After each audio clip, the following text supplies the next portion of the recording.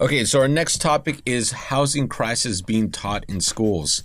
So this is, I don't know if this is something that has happened in the past where teachers teach a current crisis going on in schools as an actual part of the education curriculum. I don't know. And I'd be very curious to see how they're actually teaching this in classes. I guess, yeah, it's good to teach students about what's going on with the housing crisis. The only thing, though, is we see a lot of misinformation out there. How are the teachers actually teaching the students? What are the students really getting out of understanding about this housing crisis? Obviously, a lot of students are really affected by it because if someone has to move because they can't afford the rent, can't afford to buy a home, they have to move. Many times that child is pulled out of school middle of the year and things change and it disrupts their stable life. And we know there's plenty of studies out there that show that a child really needs a stable home, stable life in order to, I guess, have higher chances of excelling later in life. So this does affect many different students. But when it comes to teaching, how are they teaching it? Well, that's my concern. That's a really great question. And then, like, let's play teacher. We don't really know what they're teaching.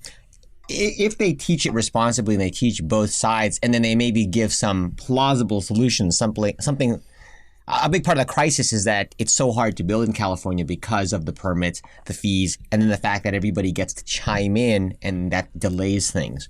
And it's nothing wrong with people chiming in. It's just that, imagine it gets a little overboard. There was a development in San Francisco that had to redesign and cut down the number of units simply because the neighbors complained. Yes. The building casted a shadow on another building that they did not like. Well, in fact, let me get into that shadow study. So again, like I was talking about, a big part of this housing crisis is because of the fact that we have a bureaucracy just to get something built. And that, of course, makes it harder to build. And of course, that lessens the supply. It really depends on that. If this class is taught from the standpoint of how to teach students to protest and make things harder and exploit laws against the evil developers, then, it's just going to only prolong the process as opposed to maybe helping the process along and making it easier.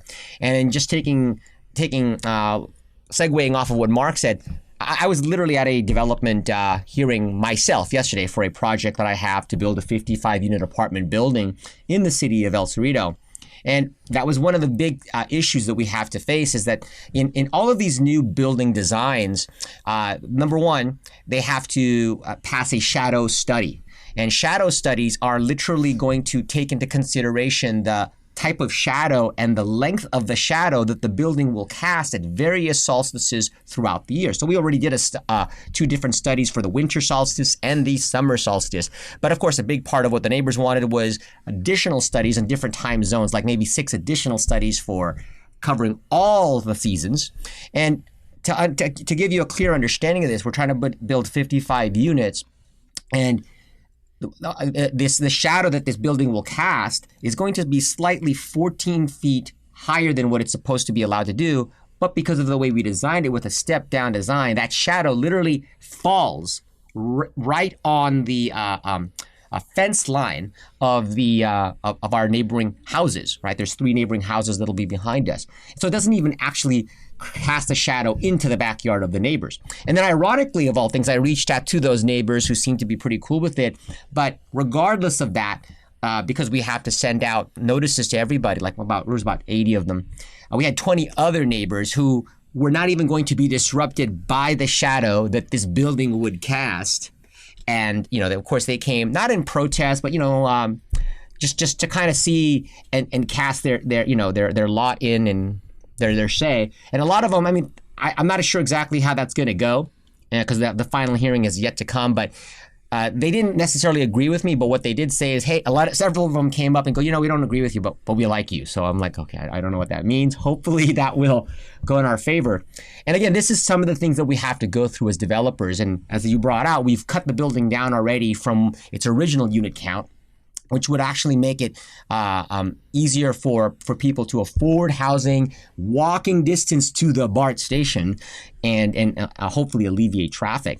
But this level of bureaucracy is what this goes on in yeah, anything. this is a good example. And so when a teacher is teaching about the housing crisis, I mean, to build like a really good program around this, they would have to go back many years, talk about how housing has been very important, how governments encourage housing, up to a certain point, and then also cover the local supply and demand of housing, jobs, the reasons why people want to live along the coast and in big metropolitan areas. There's a lot that goes into it. And then what are the issues with local government in those areas that prevent developments, that prevent additional housing? And then how does that affect? And at the end of the day, they're going to realize it comes down to supply and demand, which then again, we need to build more housing. Yeah.